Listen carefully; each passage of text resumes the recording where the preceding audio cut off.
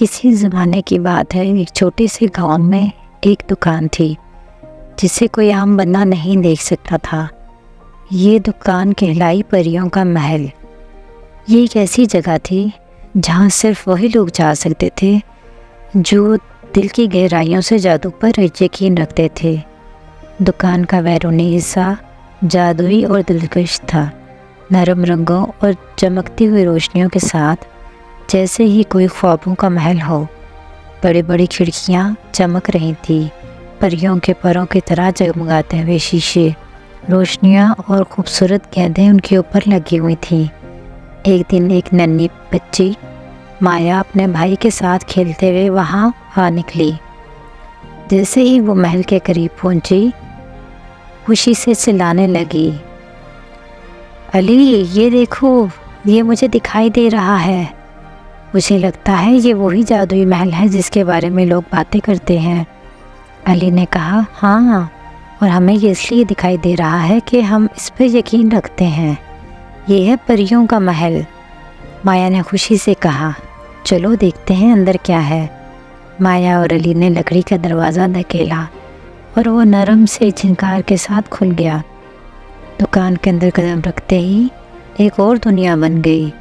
دیواروں پر پھولوں کی بیلیں لٹک رہی تھی، نرم روشنیاں پورے محل میں جادوئی اور جگمگاہٹ پیدا کر رہی تھیں، اور ہلکی خوشبو ہر طرف پھیلی ہوئی تھی۔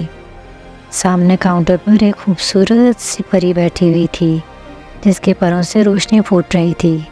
اس کا نام نور پری تھا۔ وہ محل کی رکھوالی تھی۔ خوش آمدید بچوں، نور نے نرمی سے کہا۔ تم یہاں پہلی بار آئے ہو نا؟ مایا نے سر ہلایا اور مسکراتے ہوئے بولی، جی، یہ جگہ بہت خوبصورت ہے۔ کیا یہاں واقعی پریاں رہتی ہیں؟ نور نے مسکراتے ہوئے کہا، جی، یہاں ہر چیز جادو سے بھری ہے، لیکن وہی لوگ اس کو دیکھ سکتے ہیں جو جادو پر یقین رکھتے ہیں۔ نور اور مایا بہت خوش تھے۔ آج ان کو ایک مشن دیا جانا تھا۔ پری نے کہا، تم دونوں کو 3 جادوئی چیزیں تلاش کرنی ہیں، اور جب آپ لوگ اسے ڈھونڈ لو گے تو آپ کو پریوں کی طرف سے تحفہ دیا جائے گا۔ مایا اور علی خوشی خوشی اپنے خزانے کی تلاش میں شروع ہو گئے۔ پہلی چیز تھی ایک چمکدار بوتل، جس کو انہوں نے ایک کمرے میں سے تلاش کرنا تھا۔ وہ دونوں اسی محل کے ایک بنے ہوئے کمرے میں چلے گئے، اور وہاں پر موجود بہت ساری بوتلوں میں سے ایک بوتل پر علی کی نظر پڑی، کیونکہ اس بوتل میں سے چمک نکل رہی تھی۔ علی نے جا کے اس بوتل کو اٹھا لیا، اور جیسے ہی اس کا ڈھکن کھولا، اس میں سے ہنسی کی آوازیں آنے لگی۔ وہ خوشیوں بھری بوتل تھی۔ پھر تھا دوسرا پڑاؤ۔ دوسرا پڑاؤ میں یہ تھا کہ پریوں کے پروں کو تلاش کرنا تھا، جہاں رنگ برنگے پروں کی نمائش کی گئی تھی۔ مایا نے ایک ہلکے رنگ کا پر اٹھایا جو نرم اور روشن تھا۔ جیسے ہی اس نے اسے پہنا، اسے ایسا محسوس ہوا جیسے وہ ہوا میں اڑ رہی ہے۔ اور آخری چیز تھی روشنی کی گیند، جو دیواروں پر لٹکی ہوئی گیندوں کے ساتھ لگی ہوئی تھی اور روشنی کی طرح ادھر ادھر گھوم رہی تھی۔ علی نے گیند کو چھوا اور وہ فضا میں جگنو کی طرح اڑنے لگی۔ تینوں چیزیں ملنے کے بعد پریاں ان کے سامنے آ گئی۔ بچے بہت خوش ہوئے۔ انہوں نے کہا، ہم جیت گئے۔ اب علی اور مایا کو ان کا تحفہ دینا تھا۔ نور پری نے خوش ہوتے ہوئے کہا، شاباش بچوں، تم نے جادوئی چیزیں تلاش کر لی ہیں۔ اب ہماری طرف سے آپ کو تحفہ دیا جائے گا۔